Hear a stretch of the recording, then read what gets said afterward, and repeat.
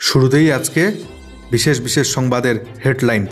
কিডনির বদলে নিজের মেয়ের কাছে ভোটের টিকিট বিলি। বিহারের প্রাক্তন মুখ্যমন্ত্রী লালু প্রসাদ যাদবকে নিয়ে কুরুচিকর মন্তব্য বিহারের বর্তমান উপমুখ্যমন্ত্রীর। অপরদিকে আইপিএলের উদ্বোধনী ম্যাচেই আরসিবিকে হেলায় হারালো চেন্নাই সুপার কিংস। অপরদিকে 6 দিনের ইডি হেফাজতে দিল্লির মুখ্যমন্ত্রী অরবিন্দ কেজরিওয়াল। দিল্লিতে জারি হতে চলেছে রাষ্ট্রপতি শাসন। শুরু হয়েছে তুমুল জল্পনা। অরবিন্দ কেজরিওয়াল জানাচ্ছেন, কারাগারে থেকেই সেবা করব দেশের। মুখ্যমন্ত্রী থাকবেন অরবিন্দ কেজরিওয়ালই, জেল থেকে চালাবেন রাজ্য, জানাচ্ছেন আম আদমি পার্টি। অপরদিকে নিয়োগ ও দুর্নীতি মামলায় রাজ্যে আবার এক মন্ত্রীর বাড়িতে হানা ইডির। এবার কি তবে রাজ্যের এই মন্ত্রীর পালা? তাকে কি এবার জেলে ভরা হবে? শুরু হয়েছে আশঙ্কা। অপরদিকে যতই করো কান্নাকাটি, ধরা হয়েছে মাফলার তোলা দিল্লির মুখ্যমন্ত্রীকে। এবার পালা বাংলার হাওয়াই চটির। মমতা ব্যানার্জিকে উদ্দেশ্য করে ইঙ্গিত শুভেন্দু অধিকারীর। অন্যদিকে নিয়ম বহির্ভূতভাবে স্ত্রীকে চাকরি, এবার গ্রেপ্তার এসএসসির উত্তর পশ্চিমাঞ্চলের প্রাক্তন চেয়ারম্যান। দুর্নীতির আখড়া যেন পশ্চিমবঙ্গ। প্রত্যেক সরকারি চাকুরিতে দুর্নীতি হয়ে চলেছে শাসক দলের শাসনে। কিছুই করতে পারছে না রাজ্য প্রশাসন। একের পর এক চাকুরিতে দুর্নীতি। 8 বছর ধরে শিক্ষক নিয়োগ নেই। অন্ধকারে নিমজ্জিত বাংলার শিক্ষিত যুব সমাজ। অপরদিকে জঙ্গি হামলায় মৃতের সংখ্যা বেড়ে 60, দায় স্বীকার করল আইসিস। এছাড়াও বাংলার 23টি আসনে প্রার্থী বাছাই করতে গিয়ে নাকাল বিজেপি। আজ বৈঠক। ভুটানের সর্বোচ্চ সম্মানে সম্মানিত হলেন দেশের প্রধানমন্ত্রী নরেন্দ্র মোদী। অপরদিকে বিহারে নির্মীয়মান সেতু ভেঙে চাপা পড়ে রয়েছেন 40 জন শ্রমিক। মৃত ইতিমধ্যে 1। দোলে আবহাওয়া কেমন থাকবে? উত্তরবঙ্গ দক্ষিণবঙ্গের বিভিন্ন জেলায় ঝড় বৃষ্টি, দমকা হাওয়া পূর্বাভাস। আজ আবহাওয়া কেমন থাকছে সেটা জানাবো। চোখ রাখুন শেষ পর্যন্ত, জুড়ে থাকুন প্রিয় চ্যানেল রোজ বাংলার পর্দায়। নতুন এসে থাকলে সাবস্ক্রাইব করবেন, খবরগুলিকে শেয়ার করে পৌঁছে দেবেন সকলের মাঝে। গ্রেপ্তার দিল্লির মুখ্যমন্ত্রী অরবিন্দ কেজরিওয়াল। আপাতত 6 দিনের ইডি হেফাজত। কেজরিওয়ালের স্ত্রীর সঙ্গে কথা বললেন বাংলার মুখ্যমন্ত্রী মমতা ব্যানার্জি। দিল্লিতে জারি হতে পারে রাষ্ট্রপতি শাসন। অপরদিকে কেজরিওয়াল জানাচ্ছেন, কারাগারে থাকলেও দেশের সেবা করে যাব আমি। বিস্তারিত জানাচ্ছি আপনাদেরকে। 6 দিনের ইডি হেফাজতে দিল্লির মুখ্যমন্ত্রী অরবিন্দ কেজরিওয়াল। শুক্রবার দিল্লির রাউস অ্যাভিনিউ আদালতে হাজির করানো হয় আবগারি দুর্নীতি মামলায় গ্রেপ্তার হওয়া দিল্লির মুখ্যমন্ত্রী অরবিন্দ কেজরিওয়ালকে। এদিন আদালতে ইডি দাবি করে আবগারি দুর্নীতির কিংপিন এই অরবিন্দ কেজরিওয়াল। অর্থ তছরূপ প্রতিরোধ আইনের নির্দিষ্ট ধারা মেনেই গ্রেপ্তার করা হয়েছে দিল্লির মুখ্যমন্ত্রীকে। কেজরির জামিনের বিরোধিতা করে ইডি বলেন, অপরাধে সরাসরি যুক্ত রয়েছেন অরবিন্দ কেজরিওয়াল। আবগারি দুর্নীতির টাকা গোয়ার নির্বাচনের কাজে লাগিয়েছে আম আদমি পার্টি। কেজরিওয়ালকে মোট 9 বার সমন পাঠিয়েছিল ইডি, কিন্তু 8 বার তিনি হাজিরা এড়িয়ে যান। বৃহস্পতিবার 9ম সমন পাঠানো হলে সেখানে হাজিরা না দিয়ে অরবিন্দ কেজরিওয়াল দিল্লি হাইকোর্টের দ্বারস্থ হয়। তবে আদালত তাকে সুরক্ষা কবচ না দেওয়ার পর সাথে সাথেই তার বাড়িতে হানা দেয় এনফোর্সমেন্ট ডিরেক্টরেট। সেখানে 2 ঘন্টা জেরার পর গ্রেপ্তার করা হয় অরবিন্দ কেজরিওয়ালকে। অপরদিকে আপ সুপ্রিমো অরবিন্দ কেজরিওয়ালের গ্রেপ্তারির পর তার স্ত্রীর সঙ্গে কথা বললেন বাংলার মুখ্যমন্ত্রী মমতা ব্যানার্জি। আপ সুপ্রিমোর গ্রেপ্তারির প্রতিবাদে ইতিমধ্যে মুখ খুলেছেন তিনি। নিজের এক্স স্যান্ডেলে বিজেপির বিরুদ্ধে ক্ষোভ উগড়ে দিয়েছেন তৃণমূল সুপ্রিমো। জানা গিয়েছে, কেজরিওয়ালের স্ত্রীর সঙ্গে কথা বলে তাদের পরিবারের পাশে দাঁড়ানোর আশ্বাস দিয়েছেন বাংলার মুখ্যমন্ত্রী। মুখ্যমন্ত্রীর দাবি, বিরোধী দলের মুখ্যমন্ত্রীদের নিশানা করে গ্রেপ্তার করা হচ্ছে। এই গ্রেপ্তারের প্রতিবাদে ইন্ডিয়া জোটের নেতারা নির্বাচন কমিশনে যাচ্ছেন বলেও বার্তা দিয়েছেন মুখ্যমন্ত্রী মমতা ব্যানার্জি। অপরদিকে কারাগারে থাকলেও দেশের সেবা করে যাব, জানালেন অরবিন্দ কেজরিওয়াল। উত্তাল দেশের রাজনীতি। মুখ্যমন্ত্রী পদে থাকা অবস্থায় গ্রেপ্তার হয়েছেন দিল্লির মুখ্যমন্ত্রী। বিজেপি বিরোধী দলের নেতা নেত্রীরা তার পাশে দাঁড়িয়ে বার্তা দিয়েছেন। ক্ষোভে ফুটছে আম আদমি পার্টি। বিক্ষোভ দিল্লি জুড়ে। শুক্রবার দিল্লির রাউস অ্যাভিনিউ আদালতে পেশ করা হয় তাকে।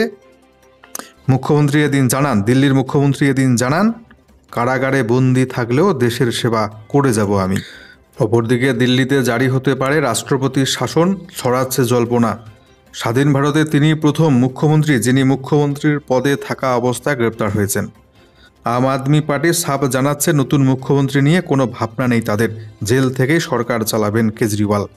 কিন্তু সমীকরণ কি এতটাই সহজ?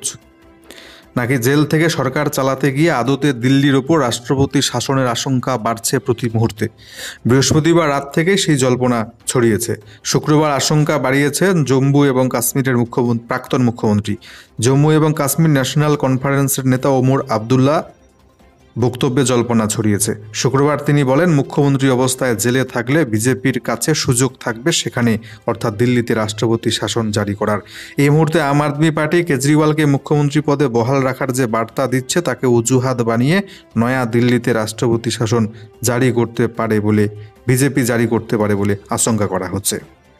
এক্ষেত্রে তিনি উদাহরণ দিয়ে বলেন, ঝাড়খণ্ডের প্রাক্তন মুখ্যমন্ত্রী হেমন্ত সোরেনের উদাহরণ দেন তিনি।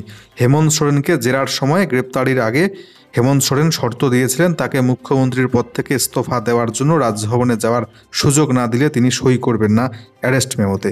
এই প্রসঙ্গ আজ তুলে আনেন ওমর আবদুল্লাহ। তিনি বলেন, হেমন্ত সোরেন জানতেন তিনি মুখ্যমন্ত্রী থাকা অবস্থায় জেলে গেলে বিজেপি সংবিধানকে ঢাল করে রাষ্ট্রপতি শাসন জারি করতে পারে। দেশের গণতন্ত্র সংকটে বলেও এদিন আশঙ্কা প্রকাশ করেছেন তিনি। অপরদিকে ভুটান সফরে দেশের প্রধানমন্ত্রী নরেন্দ্র মোদী ভুটানের সর্বোচ্চ নাগরিক সম্মানে সম্মানিত হলেন নরেন্দ্র মোদী। ভুটানের সর্বোচ্চ নাগরিক সম্মান অর্ডার অফ ডুক গ্যালপোতে সম্মানিত করা হলো ভারতের প্রধানমন্ত্রী নরেন্দ্র মোদীকে। এই প্রথম বিদেশি কোনো প্রধানমন্ত্রীকে এই সম্মান দিল ভুটান। ভারত ভুটানের মধ্যে সম্পর্ককে তিনি যেভাবে বলিষ্ঠ করেছেন সেই কারণে এই সম্মাননা দেওয়া হলো তাকে। 140 কোটি দেশবাসীকে তার এই পুরস্কার উৎসর্গ করেছেন নরেন্দ্র মোদী। এক্স হ্যান্ডেলে কৃতজ্ঞতা জানিয়েছেন তিনি। আর যখন প্রধানমন্ত্রী মোদী ভুটানে এদিন পৌঁছান তখন তাকে রাষ্ট্রীয়ভাবে স্বাগতম জানানো হয়। এমনকি এয়ারপোর্ট থেকে শুরু করে ভুটানের রাজভবন পর্যন্ত যাওয়ার যে রাস্তা, সেই রাস্তার পাশে ভুটানের নাগরিকরা ভারত এবং ভুটানের পতাকা নিয়ে প্রধানমন্ত্রী মোদীকে এদিন স্বাগত জানিয়েছেন। রাজ্যের নিয়োগ দুর্নীতি মামলায় ইডির নজরে রাজ্যের আরও এক মন্ত্রী। হানা এবার রাজ্যের সেই মন্ত্রীর বাড়িতে।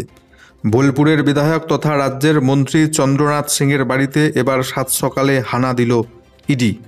শুক্রবার সকালে চন্দ্রনাথের নিচুপট্টির বাড়িতে কড়া নাড়ে কেন্দ্রীয় তদন্তকারী সংস্থা।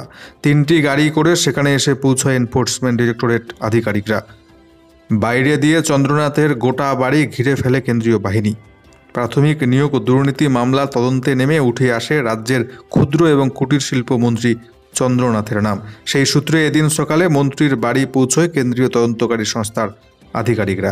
যদিও স্থানীয় সূত্রে খবর, চন্দ্রনাথ এই মুহূর্তে নিজের বাড়িতে নেই। তিনি গিয়েছেন তার গ্রামের বাড়ি মুরারইতে। বোলপুরের বাড়িতে আছেন তার স্ত্রী এবং 2 ছেলে। এর পাশাপাশি কলকাতার বিভিন্ন জায়গাতেও তল্লাশি শুরু হয়েছে। চেতলা, লেকটাউন সহ মোট 3 জায়গায় হানা দিয়েছেন ইডি আধিকারিকরা। ইতিমধ্যে গ্রেপ্তার হয়েছেন রাজ্যের শাসক দলের একাধিক হেভিওয়েট নেতা এবং মন্ত্রী। তবে এবার কি পালা রাজ্যের আরও এক মন্ত্রী চন্দ্রনাথ সিংয়ের? ছড়িয়েছে জল্পনা সে নিয়েই। যতই করো কান্নাকাটি, জেলে ভরা হয়েছে মাফলার তথা দিল্লির মুখ্যমন্ত্রী অরবিন্দ কেজরিওয়ালকে। এবার যাবে হাওয়াই চটি, অর্থাৎ নিশ্চিত ইঙ্গিত বাংলার মুখ্যমন্ত্রী মমতা ব্যানার্জির দিকে। বক্তব্য শুভেন্দু অধিকারীর। লোকসভা নির্বাচনের মুখে দিল্লির মুখ্যমন্ত্রী অরবিন্দ কেজরিওয়ালকে গ্রেপ্তার করেছে কেন্দ্রীয় এজেন্সি। ভোটের আগে সারা দেশের মধ্যে নিঃসন্দেহে বিরাট বড় ঘটনা। স্বাভাবিকভাবেই ভোটের আগে নজরের কেন্দ্রবিন্দু এখন রাজধানী দিল্লি। ইডির হাতে দিল্লির মুখ্যমন্ত্রী গ্রেপ্তার হওয়ার পরেই রাজ্য বিজেপির নিশানায় বাংলার মুখ্যমন্ত্রী মমতা বন্দ্যোপাধ্যায়। বলাগড়ের সভা থেকে এদিন হুঁশিয়ারি দিলেন শুভেন্দু অধিকারী। বললেন, যতই করো তোমরা কান্নাকাটি, ধরা পড়েছে মাফলার, এবার জেলে যাবে হাওয়াই চটি। এদিন শুভেন্দু অধিকারী বলেন, যতই করো কান্নাকাটি, ধরা পড়েছে মাফলার, এবার যাবে হাওয়াই চটি। হাওয়াই চটির পালা এসে গিয়েছে। হাওয়াই চটি জানে যে আমার অবস্থা কি হতে চলেছে। অর্থাৎ হাওয়াই চটি বলে শুভেন্দু অধিকারীর নিশ্চিত ইঙ্গিত রাজ্যের বাংলার মুখ্যমন্ত্রী মমতা ব্যানার্জির দিকে, সেটা কিন্তু নিশ্চিত। অর্থাৎ জেলে ভরা হয়েছে দিল্লির মুখ্যমন্ত্রীকে, এবার জেলে ভরা হবে বাংলার চটিকে। অন্যদিকে বিহারে নির্মীয়মান সেতু ভেঙে মৃত্যু শ্রমিকের। চাপা পড়ে কমপক্ষে 40 জন শ্রমিক। বিহারে ভেঙে পড়ল নির্মীয়মান সেতু। শুক্রবার বিহারের সুপৌলে নির্মীয়মান সেতুটি ভেঙে পড়ায় চাপা পড়েছেন কর্মরত বহু শ্রমিক। ইতিমধ্যে মারা গিয়েছেন একজন শ্রমিক, চাপা পড়েছেন অন্তত 40 জন। করা হচ্ছে এমনটাই আশঙ্কা। শুরু হয়েছে উদ্ধার কাজ। জানা গিয়েছে বিহারের কোশি নদীর উপর তৈরি ওই নির্মীয়মান সেতুটির বড় স্ল্যাব ভেঙে পড়েছে। ওই সময় সেতুর নিচে কাজ করছিলেন শ্রমিকরা। হঠাৎ মাথার ওপর ভেঙে পড়ে স্ল্যাব, চাপা পড়ে যান শ্রমিকরা। আহতেরা হাসপাতালে চিকিৎসাধীন। এখনও অনেকে চাপা পড়ে রয়েছেন বলে জানা যাচ্ছে, ফলে মৃতের সংখ্যা বাড়তে পারে বলে অনুমান করা হচ্ছে। কিডনির বদলে বিহারের প্রাক্তন মুখ্যমন্ত্রী লালু প্রসাদ যাদব নিজের মেয়ের কাছে বিলি করেছেন ভোটের টিকিট। এমনটাই কুরুচিকর মন্তব্য বিহারের উপমুখ্যমন্ত্রী সম্রাটের। শুরু হয়েছে সমালোচনার ঝড়। আরজেডি প্রধান লালু প্রসাদ যাদবের মেয়ে রোহিণী আচার্য এবারের লোকসভা নির্বাচনে লড়াই করতে পারেন বলে জল্পনা ছড়িয়েছে। তার মধ্যে বিহারের প্রাক্তন মুখ্যমন্ত্রী লালু প্রসাদ যাদব এবং তার কন্যা রোহিণীকে নিয়ে এবার কুরুচিকর আক্রমণ করে বসলেন বিহারের উপমুখ্যমন্ত্রী সম্রাট চৌধুরী। তিনি মন্তব্য করেন, লালু প্রসাদ এমন একজন রাজনীতিবিদ যিনি ভোটের টিকিট বিক্রিতে একেবারেই সিদ্ধহস্ত। নিজের মেয়েকেও উনি ছাড়েননি। প্রথমে তিনি মেয়ের থেকে কিডনি নিয়েছেন, তারপর এখন মেয়েকে ভোটের টিকিট দিচ্ছেন। প্রসঙ্গত 2022 সালের ডিসেম্বর মাসে প্রচণ্ড অসুস্থ হয়ে পড়েন লালু প্রসাদ যাদব। অসুস্থ লালু প্রসাদের কিডনি প্রতিস্থাপন করা হয়। সেই সময় নিজের বাবাকে কিডনি দিয়েছিলেন সিঙ্গাপুর প্রবাসী তার কন্যা রোহিণী। সেই প্রসঙ্গই টেনে এনেছেন বিহারের বর্তমান উপমুখ্যমন্ত্রী। সেই প্রসঙ্গ টেনে নিম্নরুচির পরিচয় দিয়েছেন বর্তমান বিহারের উপমুখ্যমন্ত্রী। কিন্তু তার এই মন্তব্যের পরেই উঠেছে সমালোচনার ঝড়। ইতিমধ্যে তার বক্তব্যে সমালোচনা করেছেন দিল্লির আপ বিধায়ক নরেশ বালিয়ান। এই ধরনের মন্তব্যের মাধ্যমে উপমুখ্যমন্ত্রীর আসনকেই অপমান করা হচ্ছে বলে দাবি করেছেন তিনি। প্রসঙ্গত, পাটনা থেকে দূরে থাকলেও বিহারের রাজনীতি থেকে বিচ্ছিন্ন নন লালু প্রসাদ যাদবের কন্যা রোহিণী। বিভিন্ন রাজনৈতিক বিষয়ে সোশ্যাল মিডিয়ায় নিয়মিত পোস্ট করেন তিনি। সম্প্রতি পাটনার গান্ধী ময়দানে আরজেডির জনবিকাশ যাত্রা শেষে বিরোধী দলগুলির সমাবেশের মঞ্চ দেখা গিয়েছিল লালু কন্যাকে। সারণ আসনে তাকে প্রার্থী করার জন্য দলের অন্তরে দাবি উঠতে শুরু করেছে। তার মধ্যেই সম্রাটের মন্তব্যে শুরু হয়েছে নতুন বিতর্ক। নজর রাখছি খেলার খবরের দিকে। ভাগ্য বদলালো না কোহলিদের। নতুন অধিনায়কের নেতৃত্বে উদ্বোধনী ম্যাচে সহজ জয় চেন্নাইয়ের। নাম বদলেও ভাগ্য ফিরল না। হার দিয়ে আইপিএল অভিযান শুরু করল রয়্যাল চ্যালেঞ্জার্স বেঙ্গালুরু। শুক্রবার চিদম্বরম স্টেডিয়ামে আইপিএলের উদ্বোধনী ম্যাচে কোহলিদের 6 উইকেটে হারালো চেন্নাই সুপার কিংস। জয় দিয়ে শুরু করলেন চেন্নাইয়ের নতুন অধিনায়ক ঋতুরাজ গায়কোয়াড়। প্রথমে ব্যাট করে 6 উইকেট হারিয়ে 173 রান তোলে আরসিবি। জবাবে 8 বল বাকি থাকতেই 18.4 ওভারে 4 উইকেট হারিয়ে জয়সূচক রানে পৌঁছে যায় চেন্নাই। একমাত্র প্রথম আইপিএল ছাড়া চিপকে 5 বারের চ্যাম্পিয়নদের হারাতে পারেনি আরসিবি। সেই ট্রেন্ড অব্যাহত থাকলো। মোট 9 বারের সাক্ষাতের মধ্যে 8-1 এগিয়ে চেন্নাই। শুক্রবার রাতে চেন্নাই সুপার কিংসের হয়ে নজর কাড়া অভিষেক মুস্তাফিজুর রহমান এবং রাচিন রবীন্দ্রর। আর 4 উইকেট নেন বাংলাদেশের পেসার মুস্তাফিজুর রহমান। ঝোড়ো 37 রানের পাশাপাশি 2টো ক্যাচ নেন কিউই ক্রিকেটার রাচিন রবীন্দ্র। অন্যদিকে প্রত্যাবর্তন মনে রাখার মতো হলো না বিরাট কোহলির। এদিন রান তাড়া করতে নেমে ব্যর্থ চেন্নাইয়ের নতুন অধিনায়ক। 15 বলে 15 রান করে আউট হন ঋতুরাজ। তবে অন্য প্রান্তে ঝড় তোলেন রাচিন রবীন্দ্র। ডেভন কনভয়ের অনুপস্থিতিতে ওপেন করার সুযোগ পান বাঁহাতি। সেটা পুরোদমে কাজে লাগান। 3টি 6, 4-এর সাহায্যে 15 বলে 37 রান করে আউট হন তিনি। শুরুতেই রান রেট বাড়িয়ে দেওয়ায় উইকেট হারালেও খুব সমস্যায় পড়েনি চেন্নাই। একই ছন্দ ধরে রাখেন অজিঙ্ক্য রাহানে, করেন 27, ড্যারেল মিচেল করেন 22। দুজনের জোড়া ছক্কা হাঁকান। তবে শুরুটা ভালো করলেও বেশিক্ষণ টিকে থাকতে পারেননি তারা। ইম্প্যাক্ট প্লেয়ার হিসেবে নামানো হয় শিবম দুবেকে। আগের বছরের ছন্দ অব্যাহত রাখেন। রবীন্দ্র জাদেজার সঙ্গে জুটি বেঁধে দলকে জয়ের দোরগোড়ায় পৌঁছে দেয়। 28 বলে 34 রানে অপরাজিত থাকেন শিবম দুবে। তাতে রয়েছে 1টি 6, 4টি 4। অন্য প্রান্তে 17 বলে 25 রানে অপরাজিত থাকেন রবীন্দ্র জাদেজা। চলছে বৃষ্টি উত্তরবঙ্গের জেলায় জেলায়। দক্ষিণবঙ্গ বৃষ্টিপাতের সম্ভাবনা, তার সাথে কালবৈশাখী ঝোড়ো হাওয়ার সম্ভাবনা। আবহাওয়া দপ্তর কি জানাচ্ছে সরাসরি ওয়েদার রিপোর্টটি আমরা জেনে নিচ্ছি। শুরুতে চোখ রাখছি আজকে উত্তরবঙ্গের জেলাগুলির দিকে। আজকে উত্তরবঙ্গের দার্জিলিং, জলপাইগুড়ি, কালিম্পং, আলিপুরদুয়ার, কোচবিহারে বজ্র বিদ্যুৎ সহ মাঝারি বৃষ্টিপাতের সম্ভাবনা। আজকে এই 5 জেলায়, উত্তরবঙ্গের 5 জেলায় 30 থেকে 40 কিমি বেগে দমকা হাওয়া বয়ে যেতে পারে বলে জানা যাচ্ছে। এছাড়াও আজকে উত্তর দিনাজপুর, দক্ষিণ দিনাজপুর, মালদা জেলায় হালকা বৃষ্টির সম্ভাবনা। রবিবারের আবহাওয়ার পূর্বাভাসে বলা হয়েছে, রবিবার উত্তরবঙ্গে দার্জিলিং, কালিম্পংয়ে মাঝারি বৃষ্টিপাতের সম্ভাবনা। এছাড়াও জলপাইগুড়ি, আলিপুরদুয়ার, কোচবিহারে হালকা বৃষ্টির সম্ভাবনা। উত্তর দিনাজপুর, দক্ষিণ দিনাজপুর, মালদহের আবহাওয়া রবিবার শুকনোই থাকবে। সোমবার দোলের দিন দার্জিলিং, জলপাইগুড়ি, কালিম্পং, আলিপুরদুয়ার, কোচবিহারে বজ্রবিদ্যুৎ সহ মাঝারি বৃষ্টির সম্ভাবনা। ঘন্টায় 40 কিমি বেগে দমকা হাওয়া বয়ে যেতে পারে বলে জানা গিয়েছে। অপরদিকে দক্ষিণবঙ্গে আজকে আবহাওয়া প্রত্যেকটি জেলাতেই শুকনোই থাকবে। রবিবারের আবহাওয়ার পূর্বাভাসে বলা হয়েছে, উত্তর 24 পরগনা, হুগলি, পূর্ব বর্ধমান, নদীয়ার কোনো কোনো জায়গায় হালকা বৃষ্টি বিক্ষিপ্তভাবে চলবে। এছাড়া বাকি জেলাগুলির আবহাওয়া রবিবার শুকনোই থাকবে দক্ষিণবঙ্গে। সোমবার দোলের দিন দক্ষিণবঙ্গে হালকা বৃষ্টির সম্ভাবনা রয়েছে বীরভূম, মুর্শিদাবাদ, নদীয়া জেলায়। এছাড়া বাকি জেলাগুলির আবহাওয়া শুকনোই থাকবে দোলের দিন দক্ষিণবঙ্গে। দুর্নীতির আখড়া হয়ে উঠেছে রাজ্য। প্রায় সমস্ত সরকারি চাকুরিতেই ব্যাপক দুর্নীতি। নানা আন্দোলনেও কোনো হেলদোল নেই রাজ্য প্রশাসনের, রাজ্য সরকারের। তার মাঝেই আরও এক অভিযোগ, নিয়ম বহির্ভূতভাবে নিজের স্ত্রীকেই চাকরি দিয়েছিলেন। এবার গ্রেপ্তার এসএসসির উত্তর পশ্চিমাঞ্চলের প্রাক্তন চেয়ারম্যান। এ যেন বাংলার বেকারদের জন্য এক অন্ধকার যুগ, লজ্জা বাংলার জন্যে। নিয়ম বহির্ভূতভাবে স্ত্রীকে চাকরি পাইয়ে দেওয়ার অভিযোগ এবার সিআইডির জালে এসএসসির উত্তর পশ্চিমাঞ্চলের চেয়ারম্যান শেখ সিরাজউদ্দিন। শুক্রবার তাকে আদালতে তোলা হয়েছে। 5 দিনের সিআইডি হেফাজতের নির্দেশ দেয় আদালত। মুর্শিদাবাদের গোথা হাই স্কুলের ভুয়ো নিয়োগের তদন্তে নেমে সম্প্রতি আরও 2 জেলায় ভুয়ো শিক্ষক নিয়োগের হদিশ পায় রাজ্যের তদন্তকারী সংস্থা সিআইডি। দেখুন কি চলছে রাজ্যে, যেখানে বেকার যুবক যুবতীরা চাকরি পাচ্ছেন না, পরীক্ষায় বুঝতে পারছে না শিক্ষক নিয়োগের রাজ্যে গত 8 থেকে 10 বছর ধরে, সেখানে ভুয়ো শিক্ষক নিয়োগ হচ্ছে। রিপোর্টে সিআইডির দাবি ছিল, বাঁকুড়া, পূর্ব মেদিনীপুরে 2টি স্কুলে একটি করে বেআইনি নিয়োগের সন্ধান পাওয়া গিয়েছে। দুজনেই বর্তমানে কর্মরত। এদের মধ্যে বাঁকুড়ার অভিযুক্ত শিক্ষিকার নাম জেসমিন খাতুন।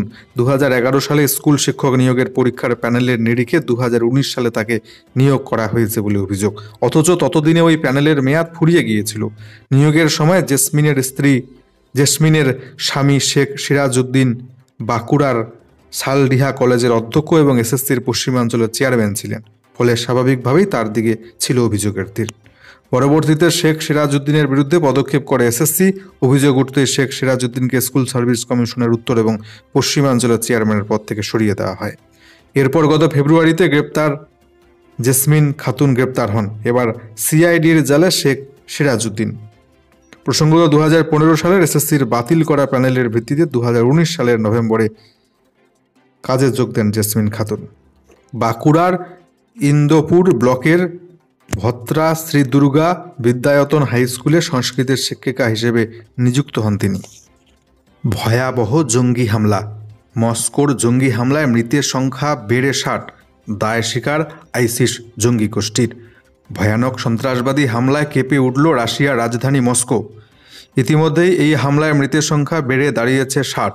জখম হয়েছেন 140 জনের অধিক, যাদের মধ্যে অনেকের অবস্থায় আশঙ্কাজনক বলে জানা যাচ্ছে। তাই মৃতের সংখ্যা আরও প্রচুর বাড়তে পারে বলে করা হচ্ছে আশঙ্কা।